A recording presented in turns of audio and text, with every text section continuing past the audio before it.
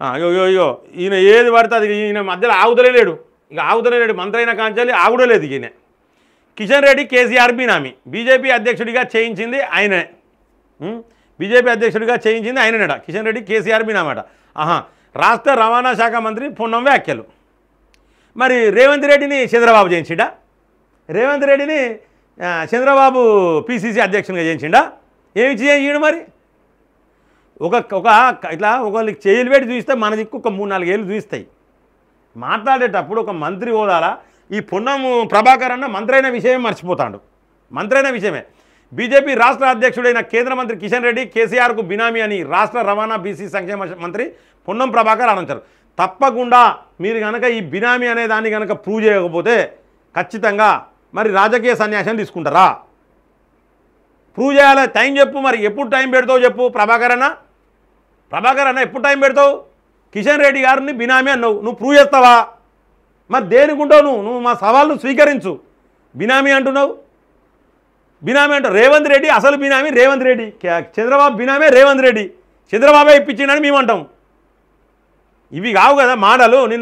నువ్వు హామీలు నెరవేర్చామంటే అడ్డమైన మాటలు మాట్లాడుతాను. ఇవి నువ్వు గెలువ శాతగాక కరీంనగర్ నుంచి వెళ్ళి ఉస్నాబాద్కు వారిపోయి మంత్రి అయినవు. నువ్వు మంత్రి ఎట్లయినావు? బీసీ మా యొక్క బీసీ కోటాలో నువ్వు మంత్రి అయినావు. మాట్లాడే మాటలు కొంచెం పద్ధతిగా ఉండాలి. పొన్నం ప్రభాకర్ అన్న ఏం మాటలు ఇవి?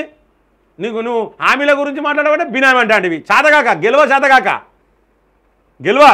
శాతగాక నీకు ఒక కేంద్ర మంత్రిని పట్టుకొని ఇష్టం వచ్చినట్టు మాట్లాడతావా?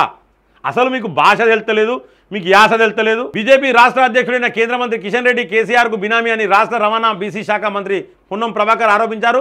పార్టీ రాష్ట్ర అధ్యక్షుడిగా కిషన్ రెడ్డిని నామినేట్ చేయించింది కేసీఆర్ అనేది జగమెరిగిన సత్యమని వ్యాఖ్యానించారు.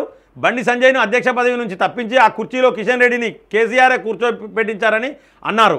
అసెంబ్లీలో బడ్జెట్పై బుధవారం జరిగిన చర్చ సందర్భంగా పొన్నం మాట్లాడారు. కాళేశ్వరం ప్రాజెక్టు కేసీఆర్ కుటుంబానికి ఏటీఎంలా మారిందని ప్రధాని మోదీ, హోంశాఖ మంత్రి అమిత్ షా మొదలుకొని బీజేపీ కార్యకర్త వరకు ప్రతి ఒక్కరూ విమర్శించారని గుర్తు చేశారు. కానీ కేసీఆర్ ప్రభుత్వం చేసిన అవినీతిపై ఏనాడు కూడా చర్యలు తీసుకున్న దాఖలాలే లేవని అన్నారు. దేశవ్యాప్తంగా బీజేపీకి వ్యతిరేకంగా ఉండే అన్ని పార్టీల నేతలపై ఈడీ, ఐటీ దాడులు జరిగాయని, కానీ ఒక్క బీఆర్ఎస్ నేతపై కూడా దాడులు చేయలేదంటే వారి మధ్య ఉన్న దోస్తానాకు నిదర్శనమని ఆరోపించారు.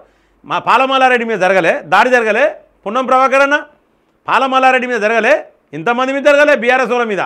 ఫస్ట్ నీ కళ్ళు మొత్తం మూసుకపోతానే అన్న, కళ్ళు మూసుకపోనియకు, జర నిద్ర ఉండలేనట్టున్నా చూసుకో, జర మంచిగా నిద్రపోయి మాట్లాడు, నిద్రపోయి తెలివి వచ్చినాక మాట్లాడు. శాసనసభ వ్యవహారాలు, ఐటీ పరిశ్రమల శాఖ మంత్రి దుద్దిల శ్రీధరబాబు అన్నారు.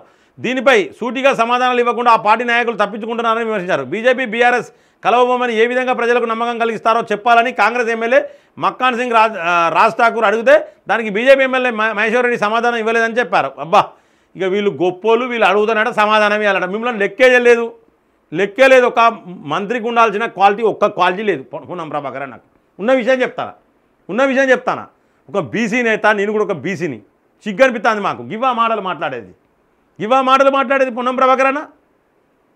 బినామీలు అంటే భారతీయ జనతా పార్టీ వాళ్ళకు వీళ్ళకి లొల్లి పెట్టాలి. నువ్వు 100 చేయి, భారతీయ జనతా పార్టీలో లొల్లి పెట్టుకోరు. నీ లెక్క కాదు, ఒకరి కాలు ఒకరు గుంజుకోవడం కాంగ్రెస్లో ఉన్నట్టు కాదు.